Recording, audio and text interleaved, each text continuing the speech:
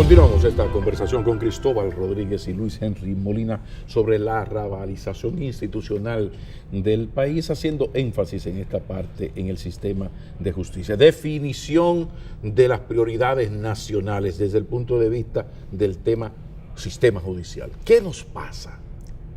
Yo comparto plenamente los planteamientos de Cristóbal y me acuerdo perfectamente cuando el magistrado Jorge Subero Isa habló de la segunda ola de reforma. Debe ser que me estoy poniendo viejo y ya me empiezan a salir canas, y me acuerdo ahora de dos anécdotas que son muy importantes para definir las prioridades en el sistema de administración de justicia. Es verdad que hacen falta fondos y que se cumpla la ley en términos reales en la realidad presupuestaria de la República Dominicana. Por supuesto, todas estas cargas fijas limitan la ejecución presupuestaria y limitan las asignaciones presupuestarias. El 4% es un impacto muy importante en el presupuesto, pero es verdad que se necesita más fondos. En segundo lugar, me acuerdo de un fiscal que en una actividad pública propia del Ministerio Público me dijo: Luis Henry, los jueces no pueden ser tan estrictos en el cumplimiento de la ley. No, o sea, no te la dejo pasar yo, ¿no? Entonces, siendo yo director de la Escuela Nacional de la Judicatura. Perdóname, Luis Henry, o sea, repite esa parte porque a mí... Tú no habías tomado, No, estábamos en un acto público a las 10 de la mañana. Era la primera graduación del Ministerio Público.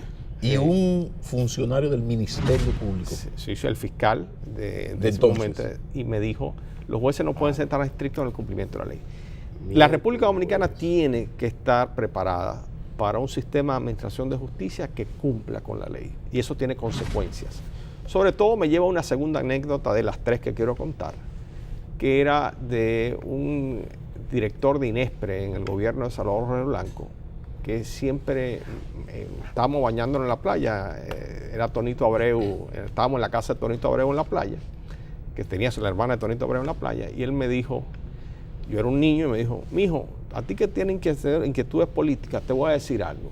Me estoy hablando del gobierno de Jorge Blanco, no estoy hablando de este gobierno, estoy hablando en el contexto histórico.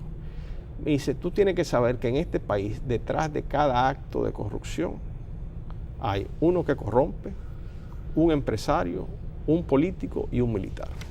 O sea, que el tema de la corrupción es un tema de la sociedad dominicana.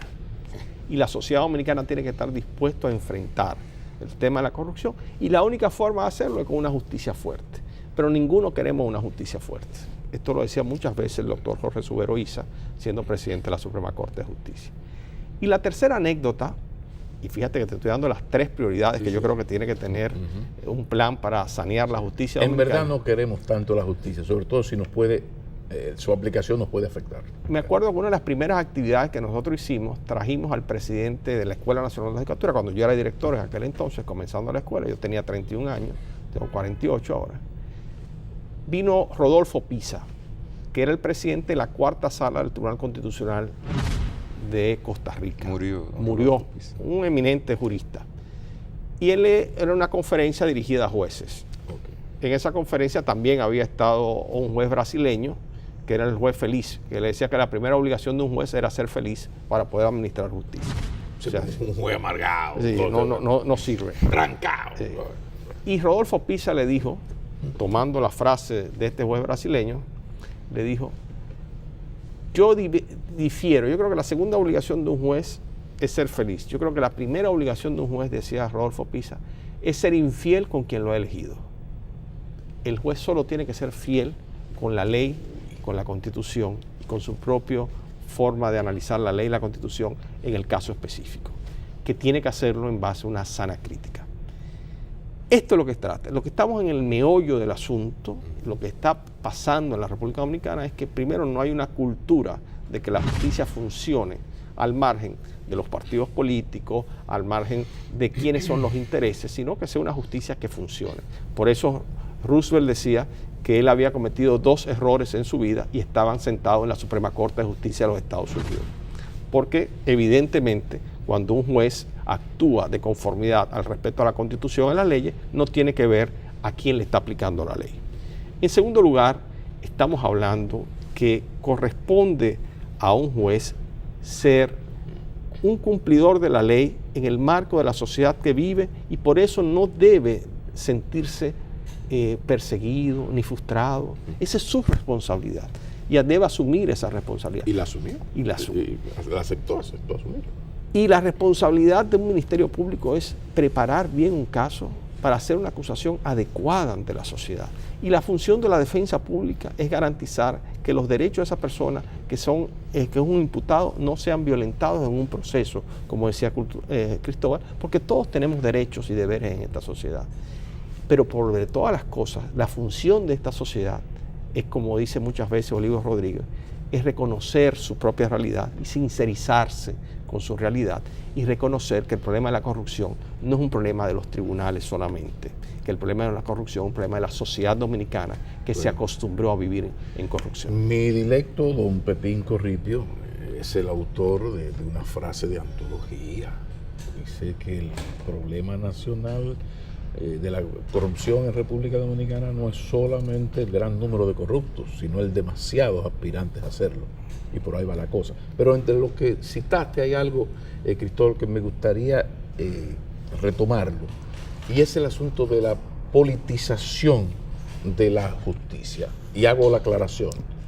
El Poder Judicial, o sea, los jueces son, y así está establecido, electos por los políticos. Y entonces yo pongo a un juez que es más o menos de mi tendencia, qué sé yo, Obama posiblemente no ponga, no sugiera, no proponga, más bien, un juez conservador, republicano, en esa línea. O sea, se entiende que un partido, un presidente, sugiera miembros de la judicatura, los que puede sugerir en el Consejo Nacional de la Magistratura, de lo que sea, más o menos de su línea.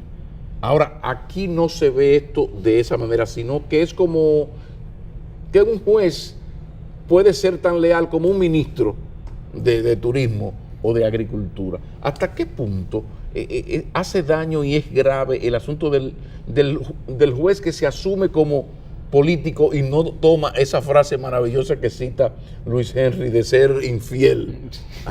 Sí, sí. Es una expresión muy popular en la administración de justicia en los Estados Unidos. El derecho fundamental de la ingratitud. El derecho fundamental a la ingratitud del juez. Es decir, a la ingratitud. Es decir, yo no tengo por qué, atención, jueces, guardarle gratitud al político que me nomina. Y eso entonces hace una diferencia. Porque nosotros, que siempre nos miramos en el espejo de otros países, lo cual per se no está mal, decimos, en Estados Unidos el presidente postula candidatos a la Corte Suprema de Justicia que deben ser ratificados por el Senado, etc. Pero el presidente no postula miembros del partido. No se le ocurriría. Ese es otro. ¿No? A ningún presidente norteamericano se le ocurriría postular a un miembro del partido. No, una sintonía ideológica. Postula candidatos con los que comulga ideológicamente. Es decir, Reagan, todos los presidentes republicanos a partir de 1973, todos han postulado jueces que están en contra del aborto, porque quieren anular un precedente que se estableció en 1973 que dijo que los estados no pueden prohibir el aborto a una mujer hasta que el embarazo no culmine el 6º mes. Ningún estado. Entonces, los presidentes republicanos que han convertido el aborto, o la sociedad norteamericana ha convertido el aborto en un tema sensible de campaña, normalmente lo postuló Reagan, los postularon ambos Bush, jueces, sí, pero pone jueces conservadores, no un miembro del partido. No miembro del partido. Entonces, la relación entre política y justicia es válida. No solo es válida, es necesaria. Los jueces no pueden actuar de espaldas y como si no tuvieran ninguna relación con el resto del gobierno. La justicia es una de las ramas del gobierno, como decían los padres fundadores de la sociedad norteamericana. Es una de las ramas del gobierno que tienen que colaborar. La pregunta es, ¿cuál es el nivel de relación adecuada entre la política y la justicia? Y aquí yo quiero llegar a otro tema sensible que explica un poco con el que vamos a iniciar el tercer segmento. Así será. Vamos a ver. se habla poco de los logros y se privilegia las deficiencias. Yo creo que tenemos una justicia cualitativamente superior.